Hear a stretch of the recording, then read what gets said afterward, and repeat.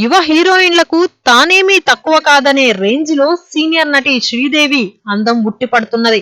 Career మంచి ఉన్నత స్థితిలో ఉండగానే వైవాహిక జీవితం కోసం శ్రీదేవి నటనకు తాత్కాలికంగా స్వస్తి చెప్పిన సంగతి తెలిసిందే. ఆ తర్వాత శ్రీదేవి ఇంగ్లీష్ వింగ్లీష్ చిత్రంలో రీ ఎంట్రీ ఇచ్చి అభిమానులను ఆకట్టుకున్నది.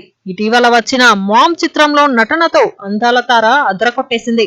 వన్నె తగ్గని శ్రీదేవి మామ్ చిత్రంలో మళ్లీ వెండి తెర మీద మెరిసిన శ్రీదేవికి 53 సంవత్సరాలు అయినా అందంలో ఏమాత్రం వన్నె తగ్గలేదు. కూతురు పక్కన ఉన్న శ్రీదేవి ఫోటో ప్రస్తుతం సోషల్ మీడియాలో చక్కర్లు కొడుతుంది.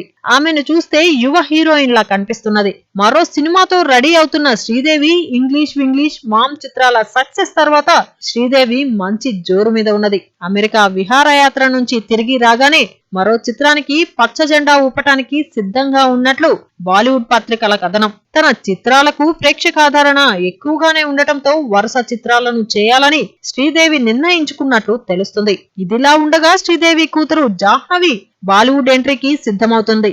కరణ్ రూపొందించే సినిమాలో బాలీవుడ్ నటుడు షాహిద్ కపూర్ సోదరుడు ఇషాన్ కట్టర్ తో జతకట్టనుంది.